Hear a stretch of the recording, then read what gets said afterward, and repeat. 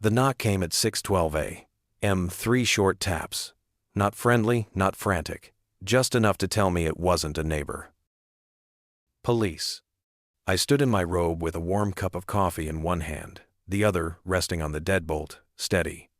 A strange kind of calm washed over me, the kind you get when you've already decided you're not the one losing today. 2 nights earlier, my phone had lit up with a message that should have gutted me. Jessica, my wife, had flown to Miami, married her coworker, and snapped a photo in front of some tacky beachside chapel. White cocktail dress, him in a wrinkled suit, plastic champagne flute in her hand, palm trees glowing in neon behind them. Under it she wrote, "You're pathetic, by the way." When I opened the door, the male cop squared his shoulders. "Mr. Lawrence?" I nodded once. "We've got questions about a complaint filed in Florida." I took a sip, let the silence hang. "I'm guessing this is about my wife." They glanced at each other. "Ex-wife?" I corrected. She thought that photo would break me. She thought I'd lash out, maybe beg. Instead, I typed one word back: cool. That night, while she was clinking cheap champagne glasses with her new husband under the Miami lights, I was pulling levers she'd forgotten existed. I cut off every card credit, debit, joint. Reset the locks, changed the alarm codes, killed her cloud access, erased her from the insurance, froze our brokerage, and filed fraud alerts with the bank. By dawn, her shiny new marriage had gone dead silent. She thought she'd ended me in a single text. What she didn't realize was that I'd already started ending her world months ago. She thought that photo would break me. She thought I'd lash out, maybe beg. Instead, I typed one word back: cool. That night, while she was clinking cheap champagne glasses with her new husband under the Miami lights, I was pulling levers she'd forgotten existed.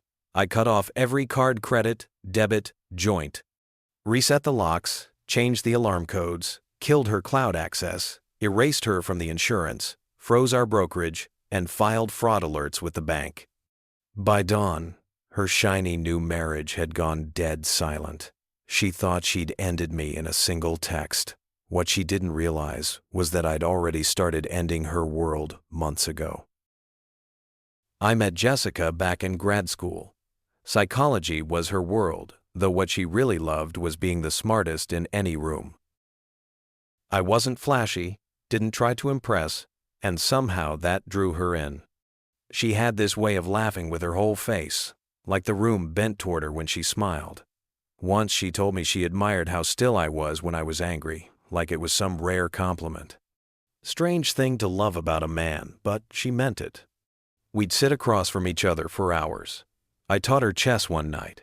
She beat me once, tossed the pieces back in the box, and said winning was all that mattered. She never touched the board again. 4 years later, we were married, standing inside a house we thought would be our future. But love doesn't die overnight. It leaks away. Late nights at the office turned into girls' weekends, then work retreats. Her phone, once lying open on the counter, suddenly had a passcode. I never checked, didn't need to.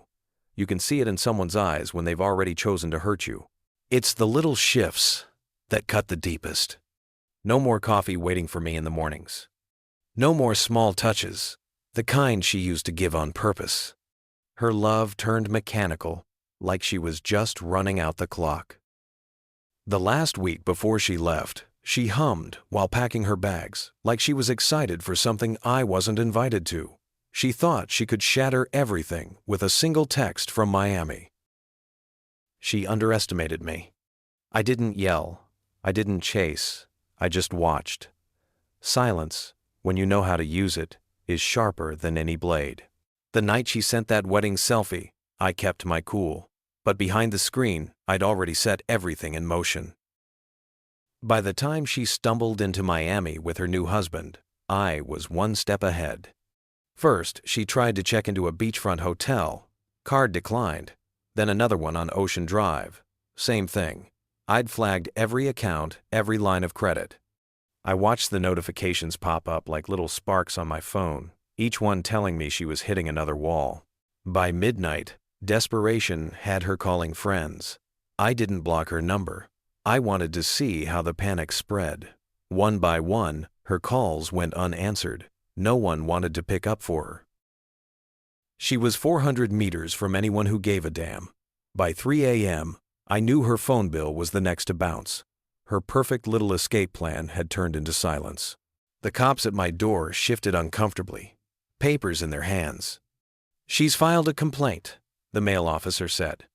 "Claims you've locked her out of joint accounts. Says it's financial abuse." I let the words hang a second before answering. "We're residents of California. Unless a judge says otherwise, joint accounts fall under state law. She left. She married someone else. She walked away from every responsibility she had." I took another slow sip of coffee. "But if she wants to argue theft, I'll be happy to bring up the prenup." The female officer raised her brows. She hadn't heard about that. Of course she hadn't. Jessica wouldn't mention it. That prenup was the one contract she could never talk her way around. People think revenge is rage. Truth is, rage burns out fast. What I did wasn't heat of the moment, it was math, patience, paperwork. I'd seen the shift months earlier. I didn't scream or argue. I started writing things down. Hotel receipts, mysterious overnight trips, charges for gifts that didn't have my name on them. Every Friday night when she said she was with coworkers, I logged the time she left, the time she came home, what she smelled like when she walked in.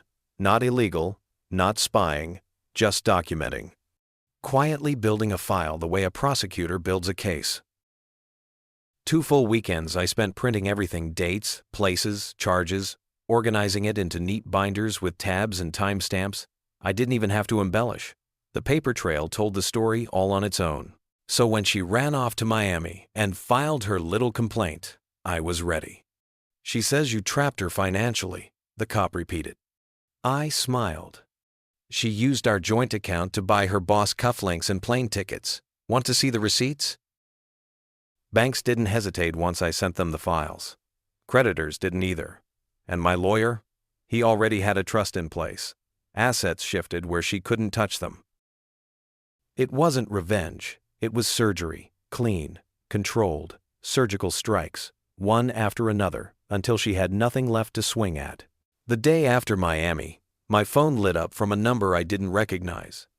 Jessica's voice came through, already cracked with rage. "You can't lock me out of the house," she screamed. "You don't live here anymore," I told her flatly. "You're married to someone else. Have your new husband take care of you." I ended the call. 3 days later, she showed up on the lawn, makeup smeared, hair wild, mascara running down her face. Her new husband was already backing toward the car, like he'd finally seen the real version of her, the one without filters or cocktails by the ocean. She pounded on the door, spitting out every insult she could think of. I didn't bother answering. I just flipped on the sprinklers and watched on the security feed as water soaked her dress and turned her eyeliner into black rivers. Later, the cops stood on my porch again. "She's pressing harassment charges," the female officer said. "Claims you're retaliating." I held up my phone. "Want to see the text where she brags about cheating on me for a year, where she says she only married me for stability?" I had the receipts, hotel charges, flights, everything. I never yelled back. Never retaliated. I let her build the rope, and she tied the knot herself. They left without cuffing me. She had her story. I had the proof, and proof wins every time. The annulment she begged for? Denied. Turns out you can't marry your side fling while you're still legally bound to someone else, especially after you've drained joint accounts like a thief at a register. Her shiny new husband didn't last. 10 days. That's all it took before he saw the stack of debt and bolted. I imagine the reality didn't match the beachside chapel lights. Me? I got the house, free and clear. Every brick, every lock, mine alone. Creditors came after her instead. 3 of them serving papers in the same week. Even the bank opened a fraud investigation with her name at the top. Sometimes, late at night, I still hear her voice. Not the laughter I lost that years before Miami. Just the echo of her anger.